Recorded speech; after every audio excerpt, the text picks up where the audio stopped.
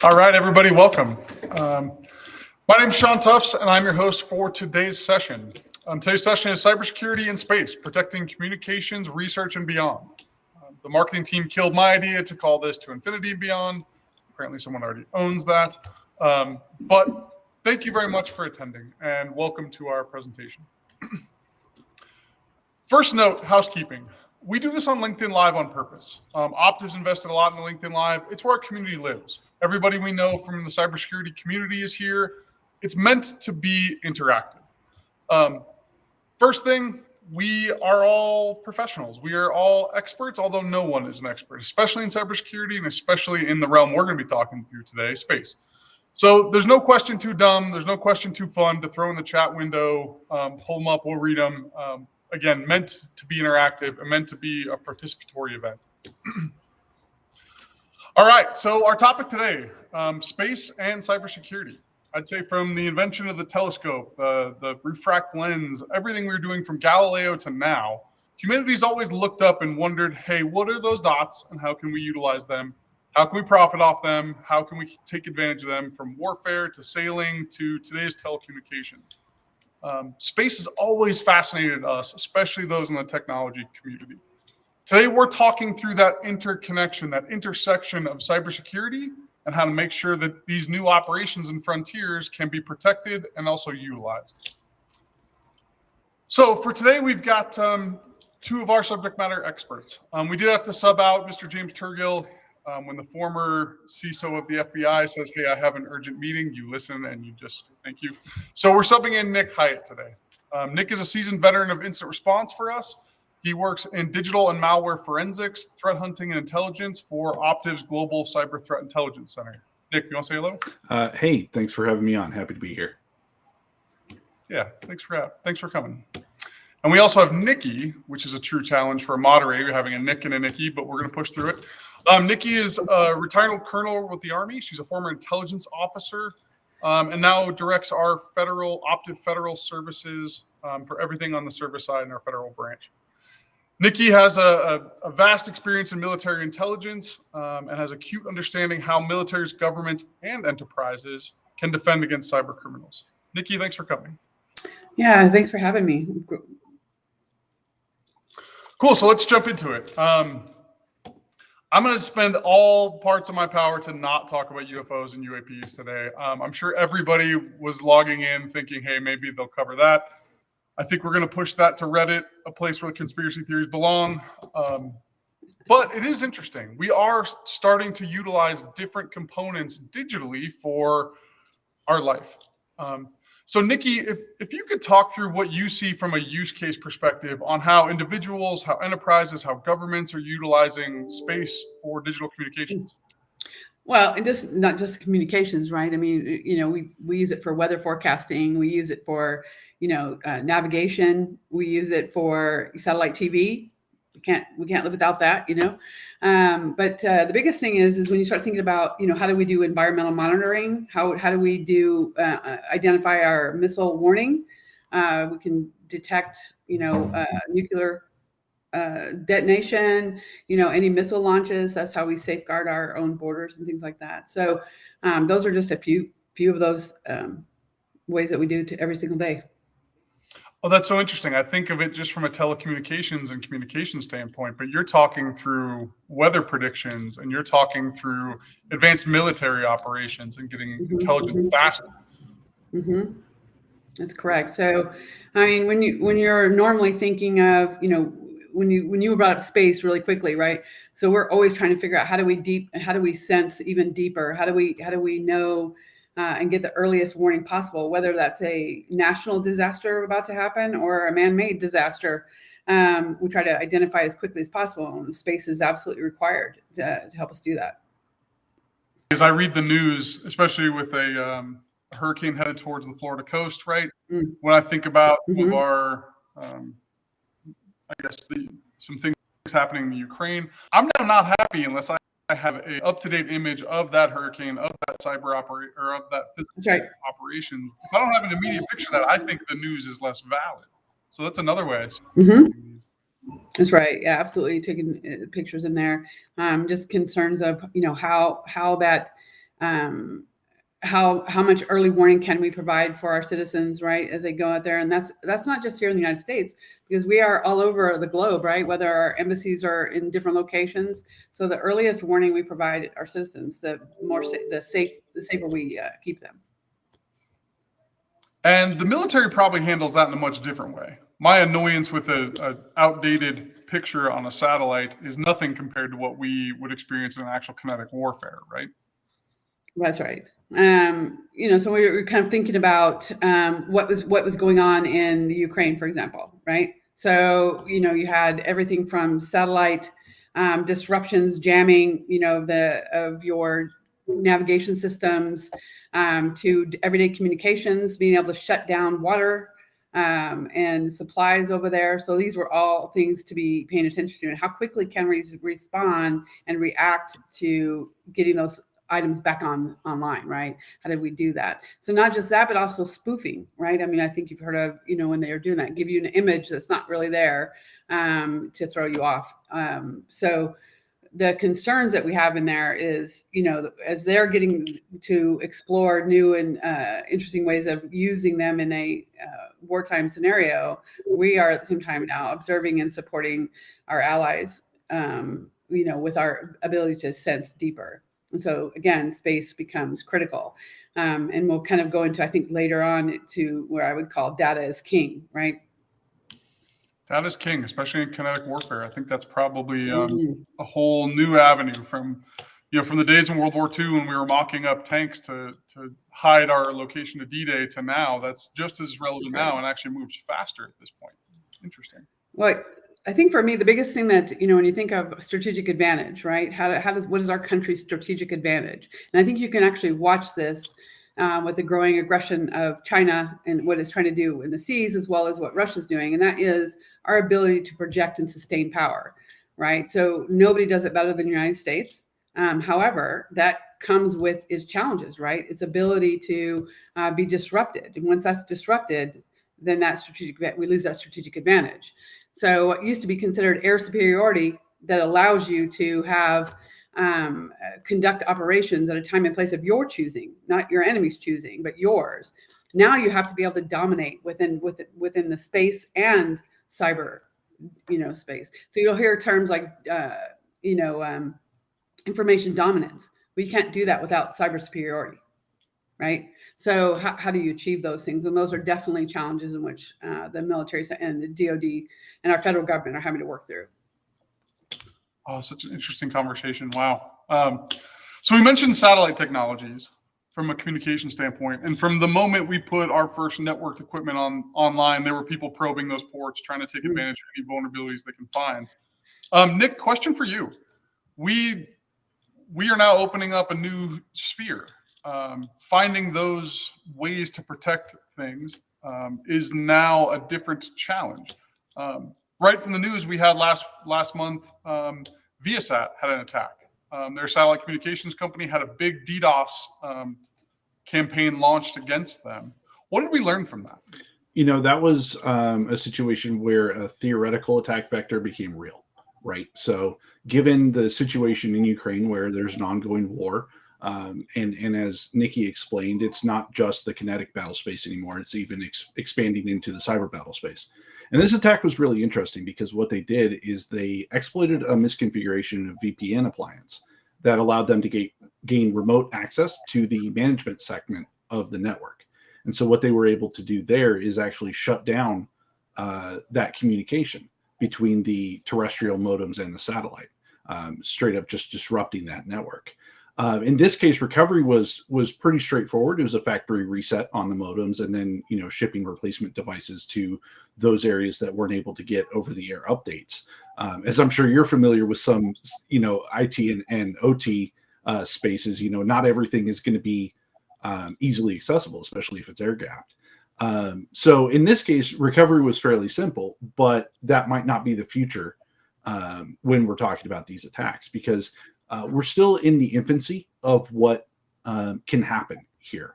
And just recently, today, actually, because of the hurricane, the NRO, the National Reconnaissance Office, their launch of the Silent Barker satellite was pushed back a little bit.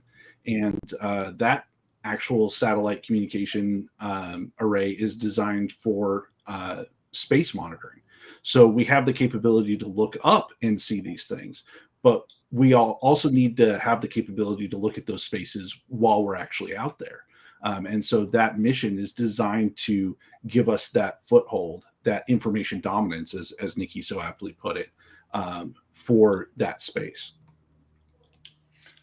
All right, use the term air gap, one near and dear to my heart. Air gap, I think we saw it with mobile devices, then we saw it with IoT devices. Now I feel like we're entering into a new sphere with satellite communication gear and everything else we have floating above us.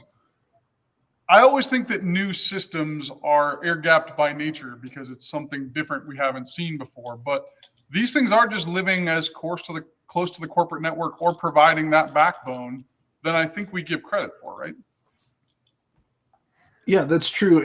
And it's interesting that we even talk about air gapping, because I don't think you can air gap a satellite, right? You have to be able to talk to it. So that provides that extra level of difficulty when you're thinking about securing that. Very much so, because how do you secure that communications platform? Whether that be physical security in terms of, biometric restrictions, things like that. But again, because this is such a new frontier, we're having these explorations of what does securing a satellite look like, and what do those capabilities involve? Yeah, and it's not, oh, just turn it off, we'll hot swap it and put a new server blade in.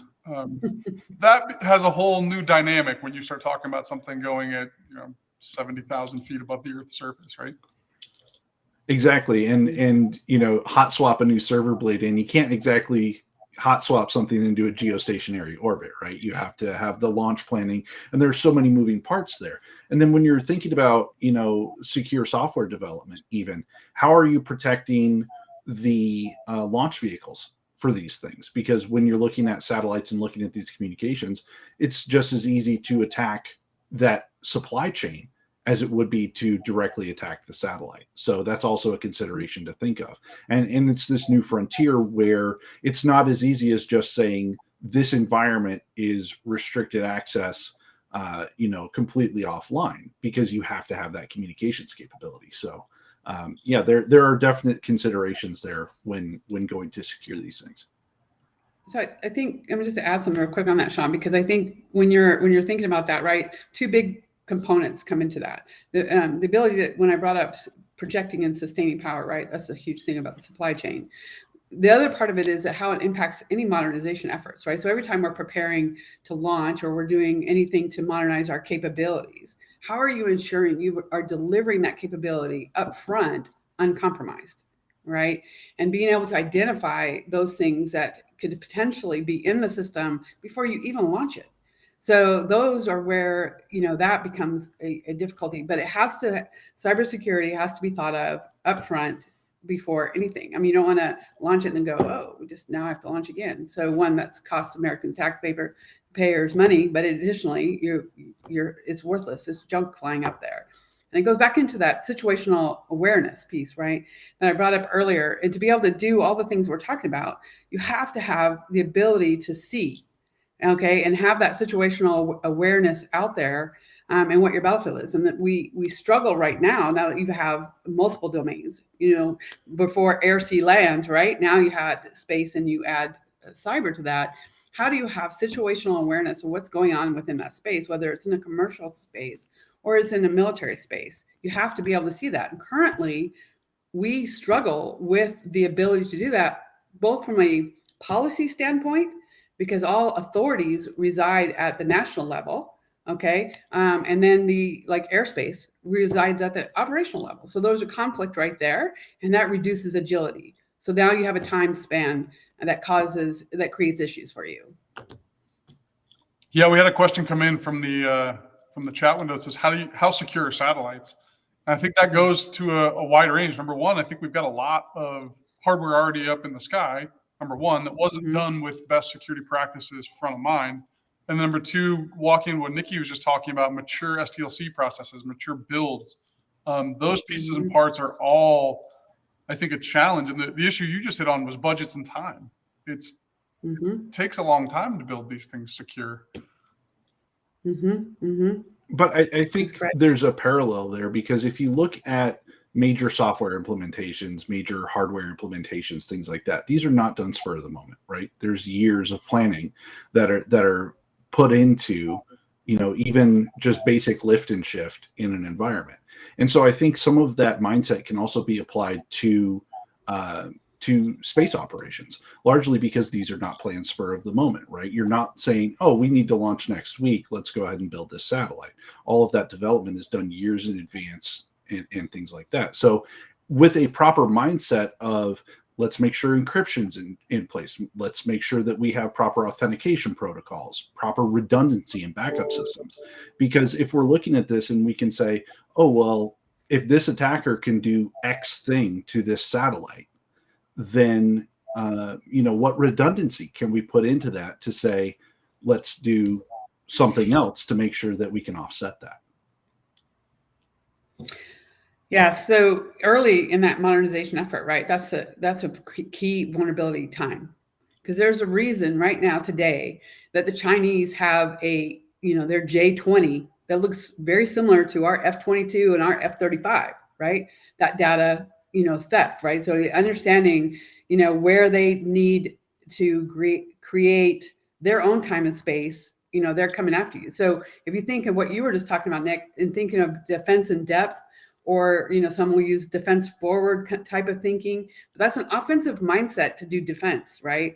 And so therefore, I think you need to start thinking about like how we are training our talent so that they can think like that hacker, that, and not just the hacker itself that's trying to steal for monetary purposes, but for national security gains, right? So, what does that look like, and how do we, bring that nexus of commercial and DoD or federal together to go after this, things that you see that the CISA has been working really hard on, but yet this is a big struggle for us. Yeah, so you open the door there. How does our military leaders look at approaching this topic? They're already approaching it. We're already here. We're already in.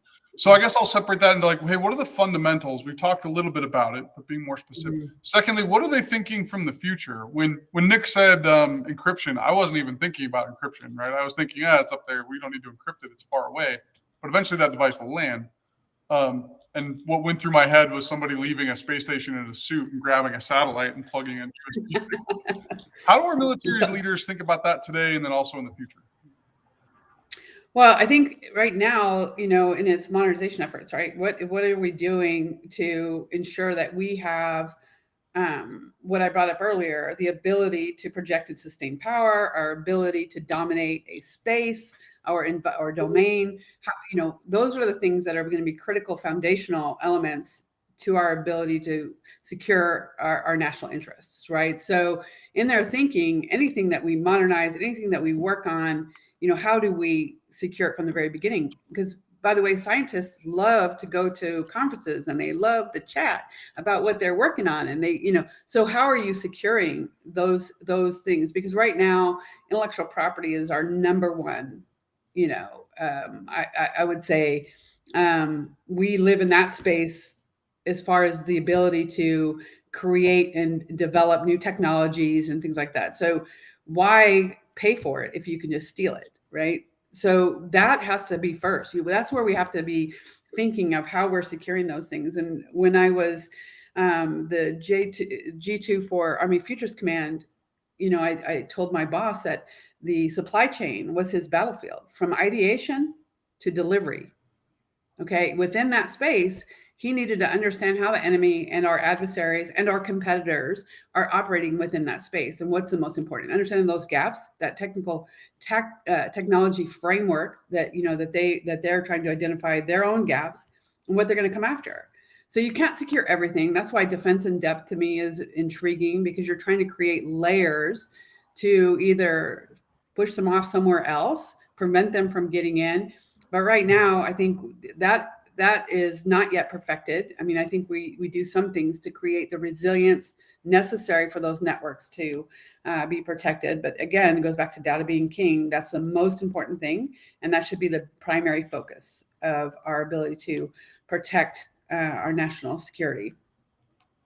Well, there's a lot of ways that question could anticipate intellectual property being the key element there. That's so fascinating. Hmm. But yeah, I think so much of what we do. I don't know, Nick, if you had something. Yeah, go ahead. Yep, go ahead, Nick. No, I was just, I mean, if you think about it, though, it is, like I said earlier, that, there are things that, the theft of our IP, we dominated for so many years with, I think it was the SR-71. We kept that a secret for forever, or is it 117? I can't remember which, but it was like that stayed a secret for, 20, 30 years. We struggle with that, right? And that's because they're able to lay inside of our systems. And Nick, you'll probably remember this better than me, but there was a Chinese malware that had been in our system for over 10 years. And the only reason we discovered it, right, is because our anomaly detection had improved, not because it did anything to, alert us any different than it had been doing for those 10 years, right? But think about how much intellectual property and how much cost that was to anything that we build on from there, right? That they just saved. And that is the cheapest way to attack the United States, is through cyber. Yeah, and it's not just the intellectual property theft, and I'm not trying to dissuade from that, but also, up here in Michigan, we just went through a series of really powerful storms that knocked out power to a couple 100,000 people.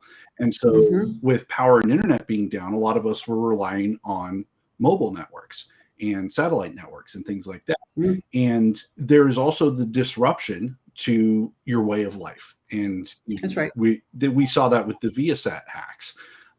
So there is also that element of, okay, maybe we don't steal intellectual property, but maybe we cause, a satellite blackout in major metropolitan areas to disrupt, local proceedings. And hey, maybe we cause that satellite blackout during an election cycle. And there's your offensive capability, because where do people get a lot of their news is from going to be your cable news. And it's not just terrestrial cable. It's also satellite cable, DirecTV, Dish, things like that. So there's also that aspect of it to think about.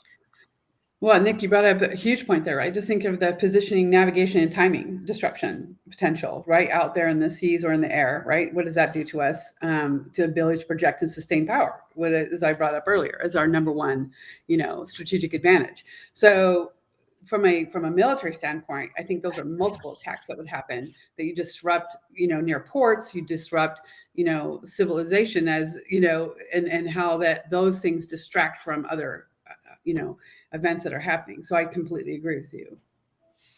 Cool. So let's shift into proactive tactics. Just off the heels of DEF CON, there was a satellite launched that was made to be hacked. Do you want to, Nick, you saw some of this and was a part of some of that. What are your takes on how can the good guys be more proactive here by utilizing things like bug bounty programs on satellites?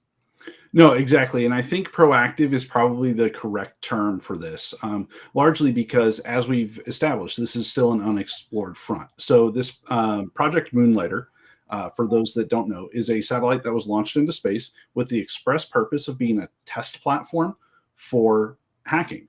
How would an attacker approach getting into a satellite? And so there were several teams all competing for a large prize. And if you're interested in finding out more about this, DEF CON actually just posted quite a few videos about the Hack-A-Sat project. But being proactive is important. And one of the things that I do in my role here from an intelligence standpoint is help companies be proactive rather than reactive. It's both that offensive mindset, that proactive mindset. How do we get ahead of these things?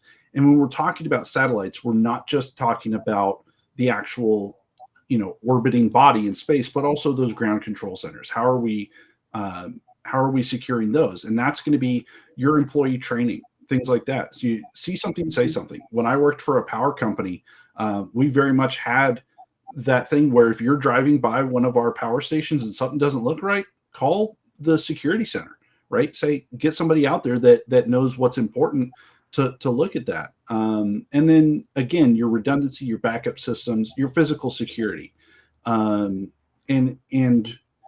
just having those precautions and procedures, understanding your threat profile.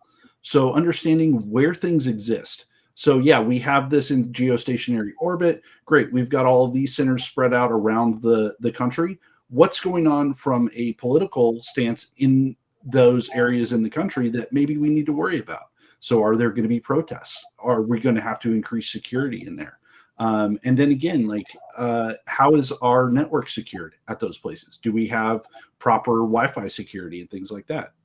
Do we have people posted out there, especially in emergencies? So if there is a weather emergency and we need to have somebody on site to make sure that, you know, nothing is going to happen while the power's out and all of our gates are down and things like that, there are a lot of considerations to take into place. But really, the project at DEF CON is mostly to see understanding how attackers approach these problems and really what we can do to secure them.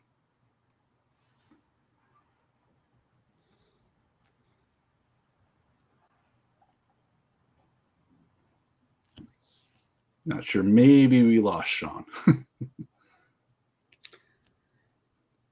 Oh, I think, Nick, you brought some really great points on there as you start thinking about how, you know, that goes back to that nexus of civilian, federal, you know, public versus private, right? How do we actually understand how to take care of creating the resiliency within our systems, but additionally, though, how we react to an attack, right? How do we get back on track through sharing of information and things that happen, you know, as quickly as possible? So the lessons learned from your thought process, what are you thinking about lessons learned from that, you know, that we're going to glean from that satellite launch?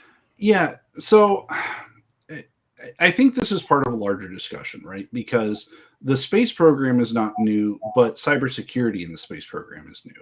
And some of these satellites and some of these technologies are 20 and 30 years old. And, you know, a lot of this wasn't developed, I think, as you said earlier, wasn't developed with cybersecurity in mind. So part of the lessons learned here is that moving forward, you can have that secure development cycle. So if you have the right people in place, you can say, listen, we saw the work that you did hacking these satellites. Let's bring you on as an advisor, you know, and then say, here's what we are trying to do. If you were a adversary and wanted to stop us from doing that, how would you do that?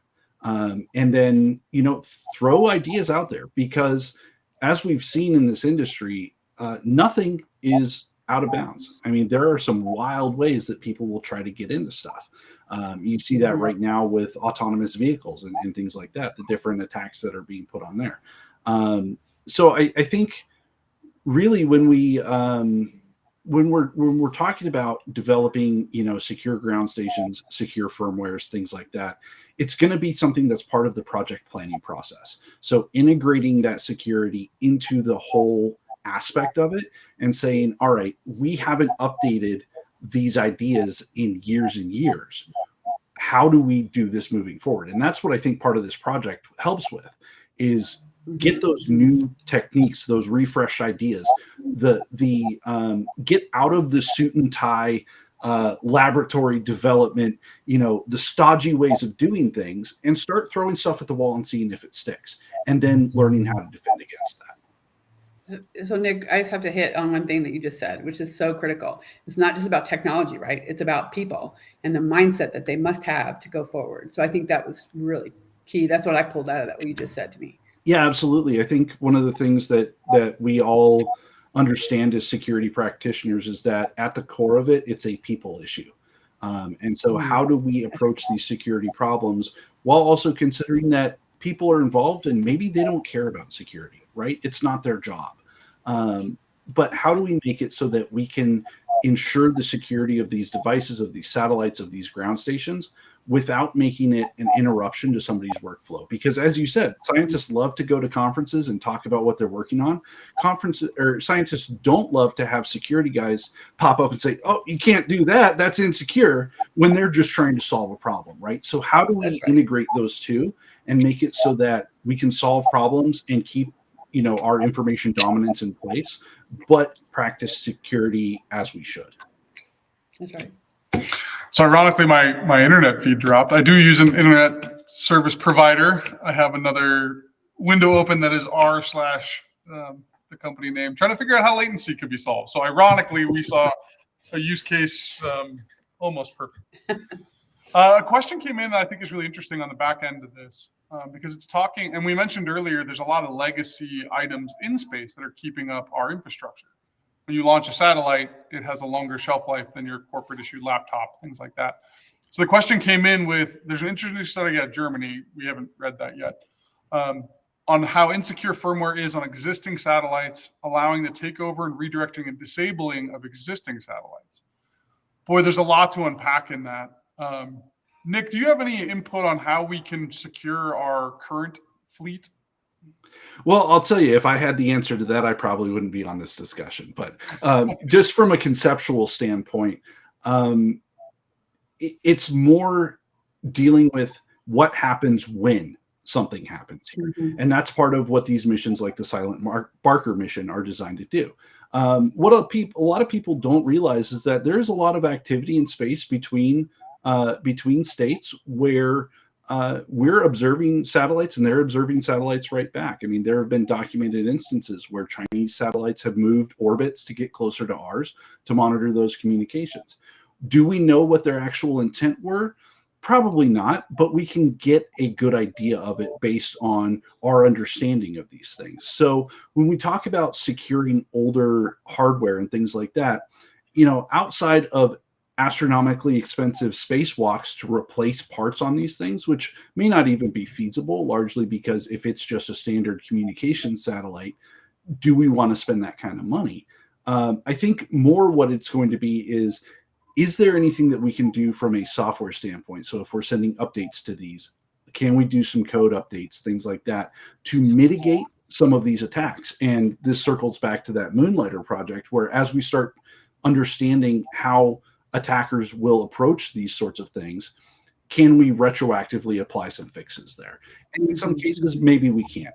But you know what? We're still sending commands to the Voyager spacecraft, and they're billions and billions of miles away. So we could probably figure out a way to do it. So interesting. And I think to shift it back to the national defense component, we talk a lot in cyber about what is an act of war, right? Like attacking electric grids is actually down, and those threat actors have moved on to manufacturing targets in a big way. Nikki, do you have any input, given that what we're talking about is actually off our dirt, on what would constitute away from kind of cyber fair play gamesmanship to a full-fledged act of war? That's right. So that's a good debate that is happening, pretty continuously. I think it was in England held a huge conference with I can't remember the exact number of nations, but to actually have that conversation. What are we going to say as a declaration of war? And the initial thought was, of course, when you're disrupting, you shut down a power grid, that's disrupting. That's supposed to be considered an act of war. Do we continually move that line? I think we have a couple times. Because we're still trying to figure out, what does that look like in there? I think that also goes back to some fundamental problems that we have, though. The ability to actually visualize in our head and understand that this is not Minority Report. This is not, things of the futuristic. But how, when I explain attacks or things like that to, our maneuver folks within the military, they always want a picture. They want to be able to see it. So how do we, I think, help them visualize, what that battle space actually looks like, and be able to see it in a way that makes sense to the average person, right? And right now it doesn't. It just seems, if you can't see it, feel it, touch it, it doesn't feel real until it happens. And so I feel like that also creates some of the delays that we have and how we respond and how we think about it from a nationalist perspective, because I feel like some of our policymakers may not quite really have a good grasp of what these are, and so then we haven't made those decisions yet. So, but when you take down the pipeline, has happened again, that was supposed to be considered an act of war, right? But you're seeing insurance companies now telling folks, right, if it's a nation state, we're not paying. How hard that is to find that smoking gun that said that was a nation state. So I'm not really sure how that's going to work out for the insurance industry, but that is really hard to do. And I think because again, you can't, you don't have something physical, sometimes intangible. Not everybody understands it. So how do you have the same forensic response to a shooting, like a bullet, right? That you can see the ridges on it and you know what gun it came from. How do you now do the same thing? And I think that's, some of the things that we have to think through as we educate, the masses, so to speak. And especially those who are making decisions. Yeah, and I want to expand on that idea a little bit, because at its core, whether you're securing a computer or a satellite or a power station, the fundamentals are all the same, right? You understand your environment, and you do some basic things. We're talking about, again, bringing up encryption, having those encrypted communications where it's not just a radio beacon, but it's an encrypted signal. That end-to-end security. So not only do you have encryption on the signal going to the satellite, but you also have encryption, at the operator's desk, things like that. Again, since we're talking about pie in the sky, brand new things, how do you integrate machine learning into this? And what can you do to enhance the capability of your responders to deal with things that they may not have ever seen before? And then resiliency in your systems design. I mean, again, these are the basics that apply to all kinds of security applications, but realistically, a satellite is just another computer. It's just 22,000 miles away. So what do you do? There's your remote worker, right? How are you securing your remote workers now? How do you secure that satellite that's 22,000 miles away? VPN and an EDR product. Good. Launch it. Let's go. I can only think of the cloud as someone else's computer debate happening once you leave Earth. Now we're in a whole nother sphere. Boy, you brought something up too, and I think back to SolarWinds, the aspect you just described around best practices and fundamentals. There's a big ecosystem here, though. Every satellite at some point relies on its neighbor, and the ecosystem play gets harder and exponentially more important as we start growing out this ecosystem. How do we assure that? I mean, the government can legislate some standards and regulations there, and companies can opt into doing best practices, but somewhere in between, we have to have a little more force. Nikki, have you seen anything in that vein that would help us as practitioners? So I think, I think we use a lot of terms, zero trust. We use terms like defense in depth, but being able to practice those things there. I do like to kind of think of it as how are you creating those multiple layers. But I think personally, if the boss is not doesn't have good understanding, so if a CEO or I'll say the commander, nothing happens unless they have buy-in and understand it and ensure that it happens, right? So that's where you actually have to start, that education, that understanding. It's not just the CISO, it's not just the CIO that are responsible for that. The CEO or the commander, they're responsible. And so therefore it is, up to them to kind of, one, identify what it is that we need to protect, right? What's the most important things? You can't protect everything. So, why waste your money to do so? But, make sure that you are protecting those things that you hold dear. So what does that look like? But that has to start with the CEO and the commander. As simple as that. Boy, a question came in right as we were talking about that. The question is, how easy is it to track and target individual satellites for interfering with normal functions? Speaking of the ecosystem play, wow, I can only think of the snort rule that it would take to target a rogue threat satellite. And that's a really conceptually difficult question. Nick, you laughed probably too hard, so I'm going to go to you first. So I think that's not settled, right? Go ahead. Yeah, I was going to say is that, that's a kind of a gotcha of a question, because I think a lot of that information is classified, right? So how easy is it for us to track stuff? Well, we can track, foreign state satellites that have changed orbits to, interfere with our satellites. So that capability is there. how capable that is not something that I'm privy to. But I'm sure that there are folks in the Space Force that would be happy to talk about that, provided that you aren't a foreign agent or anything of that nature. But it's another problem to solve, right? I think as we start seeing a lot of these civilian companies getting into the space area and starting to launch satellites to do things of their own, that's going to be a problem that needs to be addressed. And I'm waiting for the next block of startups to come out that have you harness your machine learning to track your space debris, as it were. So the first as a service acronym I see from the space environment is going to be a pleasant one. I think that'll be fun. Is SaaS, software as a service, or space as a service? What are we doing here? So no, we got collision. Now we can't use it at all. Shoot. Cool. Well, we're wrapping up on our time here. Nikki, do you have any other closing thoughts on the governmental approach to this security problem? No, I think we've had a pretty good discussion there, and again, it was a privilege really to listen to Nick. I also learned a lot just listening to him myself. No, I just think that the more that you can educate yourself on just as an individual, the better we're all going to be. Well, the one word we didn't say was public-private partnerships, which I think is going to have. I said it several times, Sean. Oh, you did? Well, that's what I did. You must have been zoned right at me.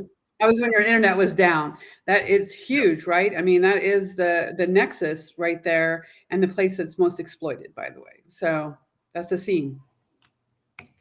Well, as we go forward. So cool. Well, thank you all for participating and sharing your thoughts today.